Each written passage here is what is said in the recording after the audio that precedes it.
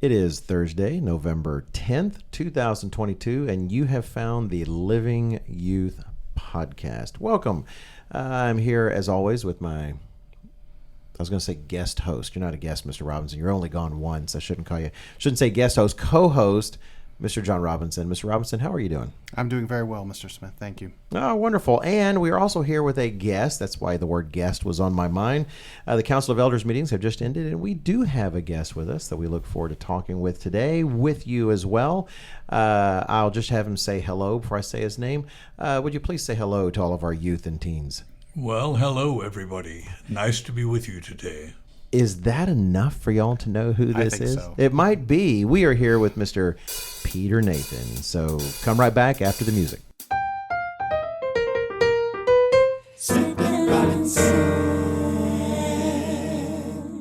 Thank you, Jake and Julia. It's always nice to hear your melodious tones.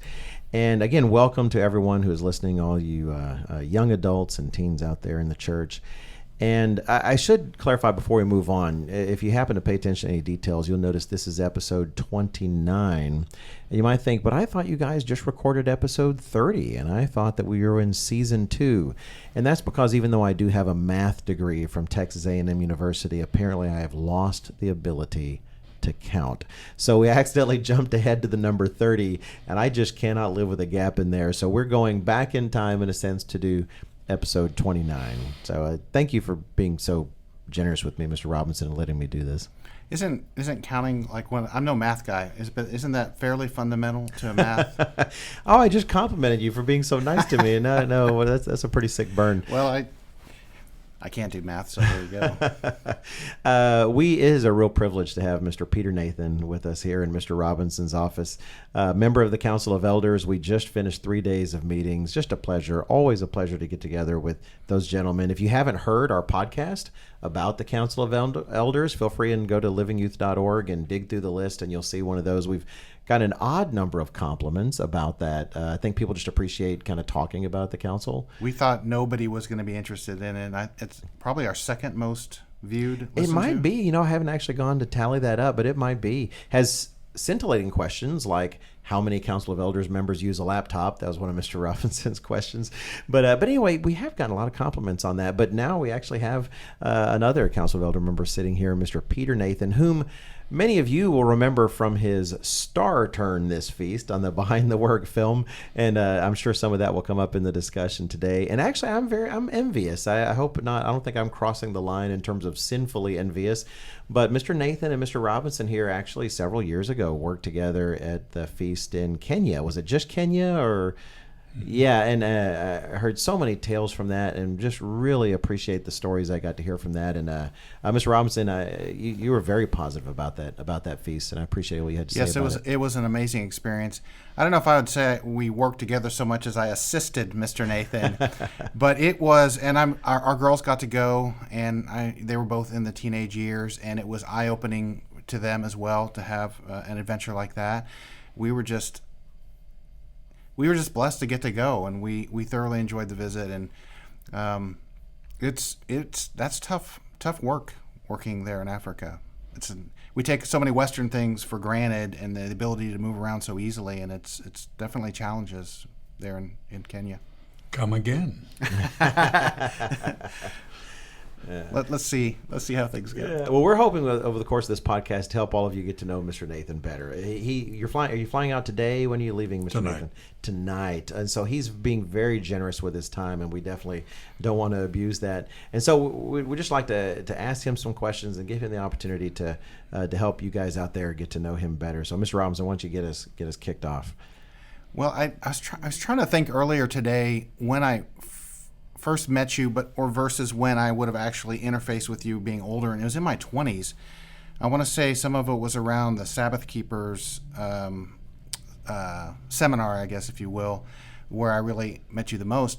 And all I knew was you were a classy guy and you were from New Zealand. And so I thought we'd go back in time, start at the beginning, and tell us a little bit about where you're from. And, for example, when did you hear the truth and start attending in the church? Fine. Yeah, actually, going back in time takes you back to 1961. Oh, wow. and my father was given 3 copies of a Plain Truth magazine that had been sent to a friend from someone in England. Oh, wow. So these 3 Plain Truth magazines had come halfway around the world to New Zealand, which was where I lived. The friend who received them had no interest in them, passed them to my father and said, "You may be interested in these." And that was the beginning of the end. A little after that, a year later, my father met with the very first baptizing tour that ever came to New Zealand and helped them organize various parts of a baptizing tour. My parents were baptized before the Passover in 1963 in Sydney, Australia. And then while my parents were involved in it and they used to go off to Australia for Passover and the Feast of Tabernacles, I sort of started reading the literature at home when they were away. And eventually I was baptized during the Days of Unleavened Bread in 1969. And in August 1969, I left New Zealand and flew to England. How old were you? About 25. Okay. Yes. So I had been involved in university up until that point in time. I qualified as a CPA, to use the American equivalent, a chartered accountant. And I had been student body president at university, sat on the university council, been very much involved in education. And that was a period of time of Danny the Red and the sit-in the Sorbonne in France and all sorts of student revolution. Turmoil was going on. And you just saw education as being a house divided against itself. Interesting. And the Plain Truth provided a view of a world which was radically different. And so I went to Brick of Wood and spent 3 years as a student. And we went from there. I married my wife. I met my wife in Brick of Wood. And we married in 1973. And the rest is history. So did you go directly into the ministry from there? Not quite. After my first 6 months in college, I ended up in what we called data processing in those days, IT today, and I was a systems analyst because I'd done a fair amount of systems and so forth in terms of accounting, my accounting background. And so I was involved in systems analysis, especially for the accounting side of the college in the UK. And basically, I saw my future in the administration of the church in some area like that. That's interesting. This might sound like an odd question, but you're already here and you can't get away. We've got earphones on your head.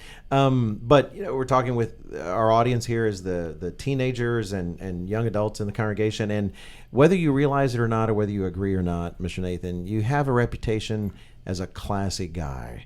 And now part of it, Americans suffer from everyone having certain accents come across as a classy guy. But with yours, I think it's more grounded. I think those who have interacted with you and know you, and I could validate you are a classy guy. But you have a reputation as a classy guy. What elements of your growing up seem to shape you over the years? And of course, that could be a huge discussion. But maybe I'll boil it down for our young people who want themselves to be considered classy when they grow up these days.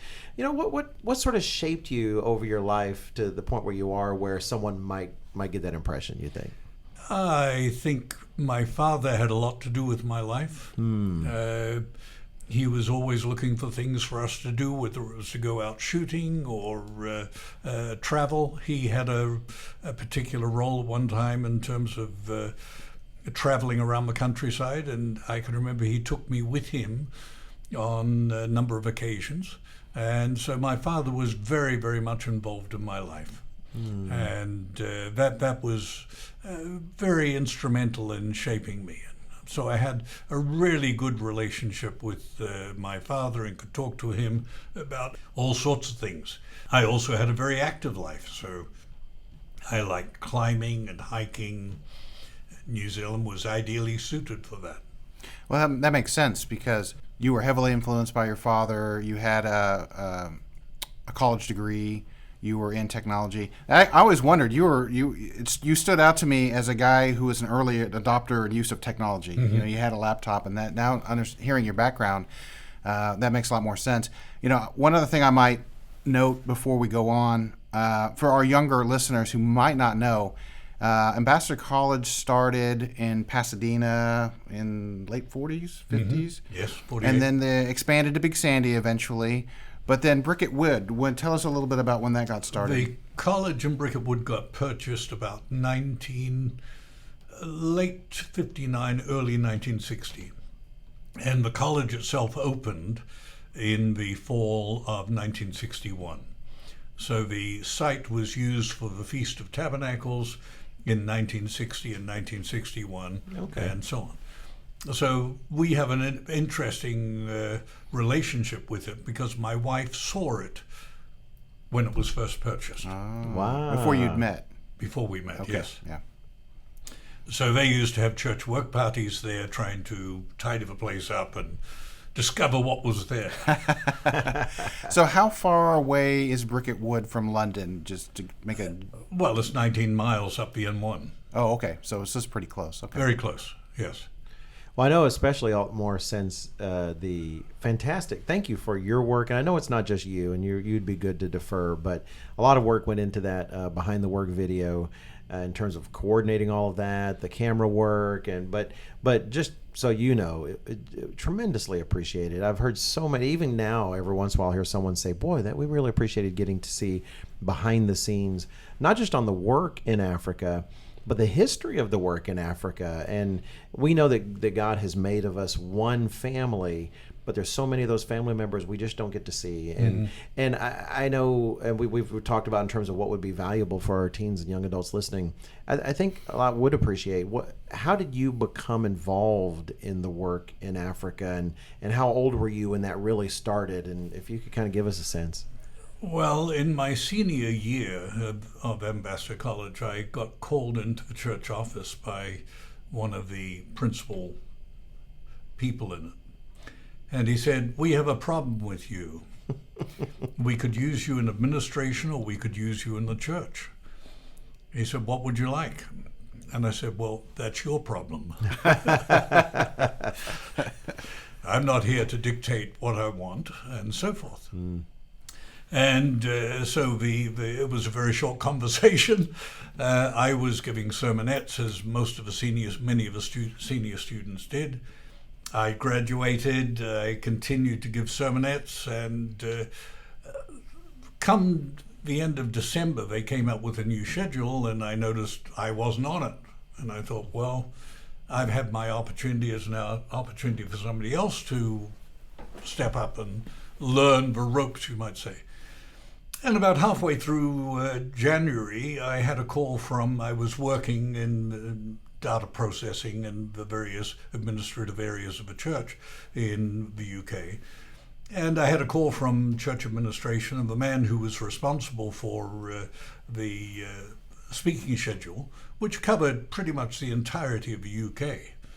He said, "Did you get a copy of the speaking schedule?" I said, "Yes." He said, "Did you notice anything unusual about it?" I said, "No, not really." Well, he said, "Did you notice you weren't on it?" And he went on to explain that they had overlooked me. And would you give a sermon this Sabbath in Leeds? Wow. Okay. So,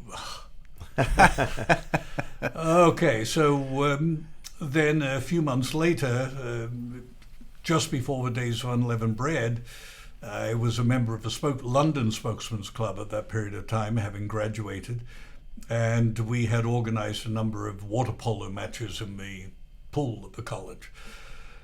And I was there with the Spokesman's Club and so forth, and the business manager saw me and he said, "I want to speak to you."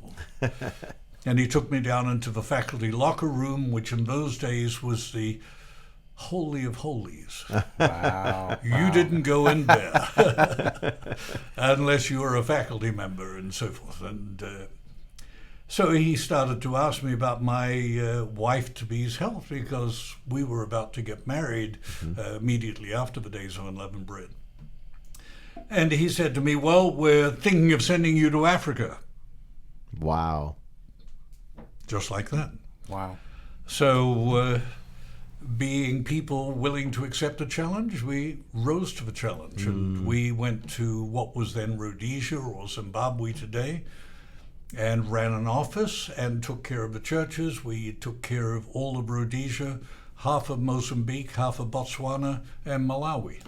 So how are the languages there? Were you able to get by with English primarily, or? Yes. Okay. So pretty much everyone we communicated with were English speaking. Okay. Mozambique, of course, was Portuguese speaking, but anyone who was interested in Portuguese also spoke English. So. Wow, I did not know that's how it started. I thought maybe you were on a trip sometime and met somebody and they said, hey, you should help out. No, it was like, here's your assignment. Yeah. It's just drop. I remember just even hearing the first time when Mr. Gwynn told me the church wanted to hire me in the ministry. That alone was, like a punch to the face. I don't mean in a bad way. It was just so sudden. Yes. I just can't fathom someone saying, hey, we want to send you to a completely different continent, and Yes. do all this work. Just so sudden. Well, thank you for saying yes. We appreciate it. Well, that just goes to show you how our generation is soft. I think so. I think actually one thing you said is worth noting for our teens and young adults is you said being a couple willing to take a challenge. You Yes. know, that challenges, that's what opportunities are. That's right. Rarely is something a real opportunity and it comes to you and it feels like this is just same old stuff. Yes. And that willingness to step out and really grab something by the horns that actually might seem intimidating. So well, good on you. Maybe Mr. Tyler would say, good on you for doing that. There are a couple things about when I think about trying to preach the gospel in Africa, they're obvious and that were brought out in the behind the work video. The size of it, the geography. It doesn't have, compared to Western standards, a very sophisticated transportation system in place. But what are some of the other challenges you deal with, frankly, maybe even day to day, in trying to get the gospel message out to those in a continent that size? Well, the biggest challenge, you might say, is the postal system, or the lack thereof. So in other words, the conventional way of doing things in the West doesn't always work in a place like that. So oftentimes we have to rent a post box for a church congregation, and all the mail goes there and then gets distributed to the church members, because you don't have that type of thing.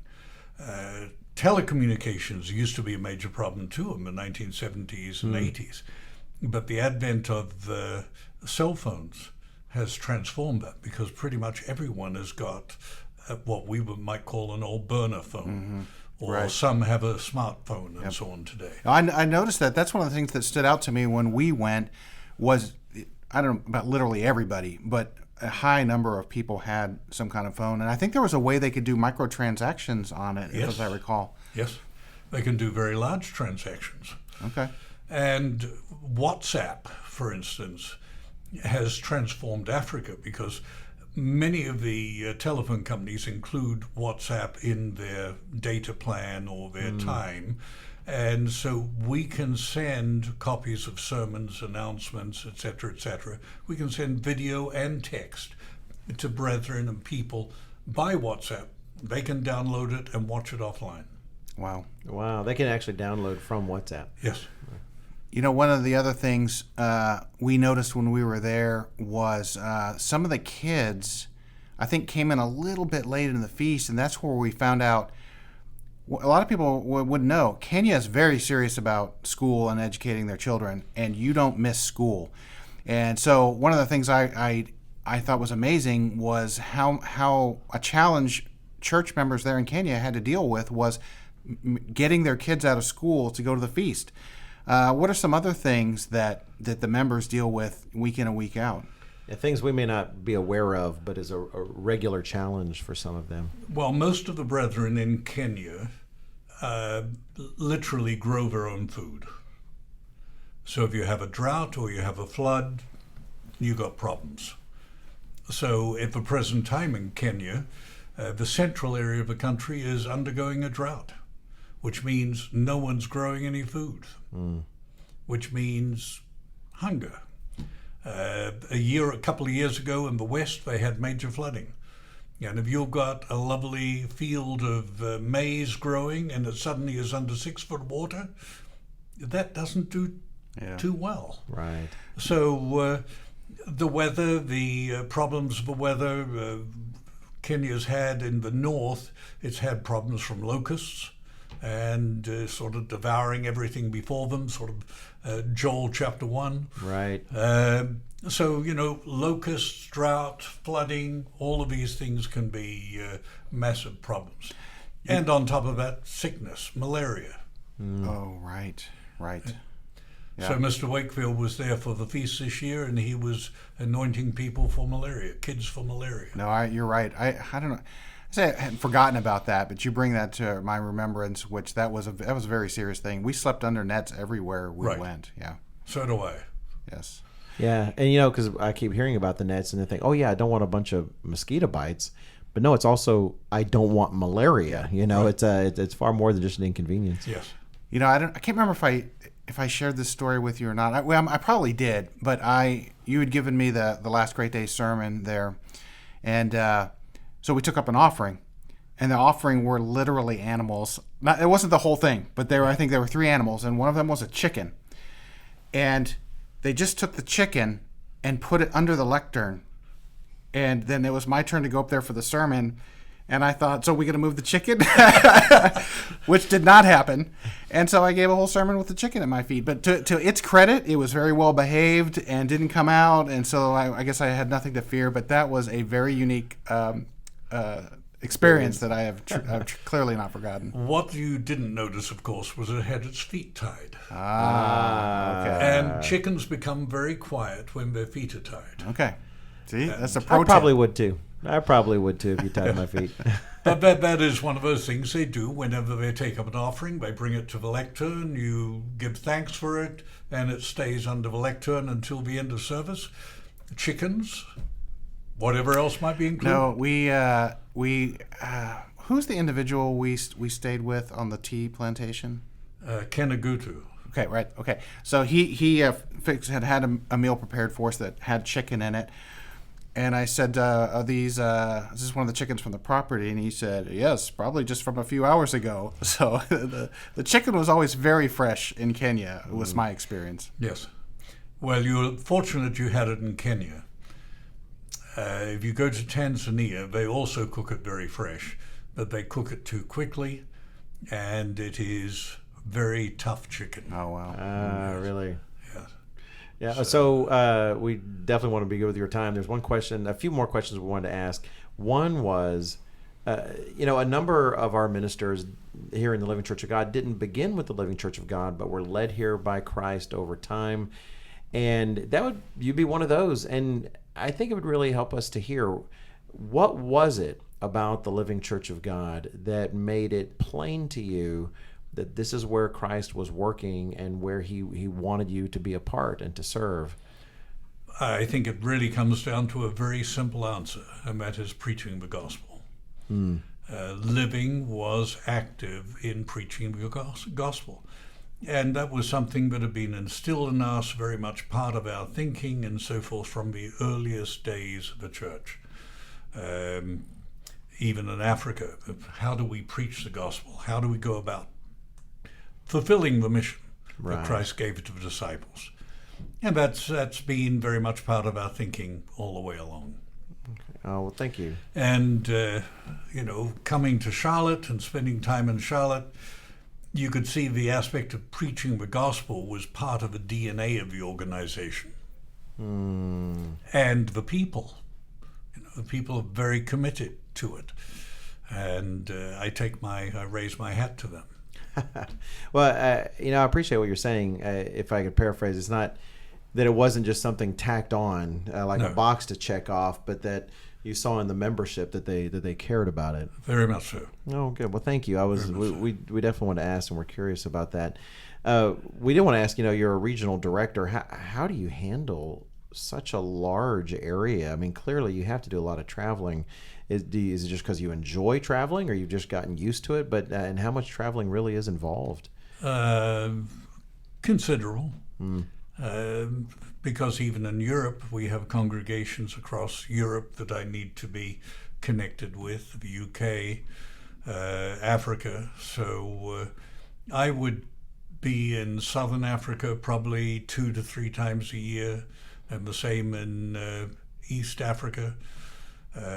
Certainly for the major holy day periods, unleavened bread, Feast of Tabernacles, and so on. But, I get back from this trip, and Mr. Ellis wants me to go to West Africa with him, and then to Central Africa, to Burundi, to ordain a couple of elders. And I'd like to get to Kenya for their summer camp. Wow. That was one of the neat things about the Behind the Work film, when it illustrated just how large the continent is. That's I come from Texas. I'm used to talking about how big the land is, but yeah, then there's Africa. Just absolutely massive. Well, we don't want to take up too much of your time, but one of the questions Mr. Robinson had noted we thought would ask, and it's related to what you just said. So you've mentioned that the doing of the work, the preaching of the gospel to the world, was something you recognized was important. But you also have a perspective going back to really early days in the church. You said 1961. I was negative 9 years old, and in that time. And so you've got a perspective over decades in terms of the importance of doing the work of God and trying to reach the world, and the whole world, not just those convenient to you, but literally every corner. From your perspective, could you explain why is it important? I mean, clearly we were commanded to do it, but in terms of the impact on the church, or what it is, why would you believe, from Christ's perspective, for instance, given that this is his church, that it is important to be a part of doing that? I think there are a number of reasons for it, but one thing I would like to focus on is it helps us really reinforce in our own minds the way of God. That this isn't something that is in the back of our mind and we occasionally bring it forward, but the way of God is the way of life we live, and it has to be shared with others. And I think that really becomes a very important feature of the preaching of the gospel, that it is part of our living ethos, day in, day out, hour in, hour out. That's what it's all about. And sort of fulfilling Psalm 1. Blessed is a man who walks not in the way of the sinners, nor sits in the seat of the scorners, nor stands in but his delight is in the word of God and the things of God and God's purposes, and those things he meditates on day and night. Thank you. Well, hopefully that will inspire some of our younger listeners to want to be a part of that, because Mr. Nathan needs some help out there. And actually, I think just hearing you say the words living ethos, but with your accent, I think actually was very impressive. I might put that on my phone, get a little soundbite. Very nice. Well, I think that's it. You've been very generous. We know this is your last day here before you go back. And when I asked you, to do this while we were at the council meetings, you were just ready to say yes. And Mr. Robinson, I really appreciate it very much. And both of us wish you please give your wife our love, and we wish you a safe trip home. Yeah, well, you need to get Reese Ellis and Lordy Ferrer on here as well. That would be fantastic. I doubt that we could afford a plane trip just for that. But you know what? If the opportunity came, I think we would love it. It would be fantastic. It's kind of fascinating because Reese Ellis also is a New Zealander, right? So it's like a couple of New Zealand guys out there getting the job done in Europe. Kiwis. Yes, Kiwis. Smith and Robinson. understand.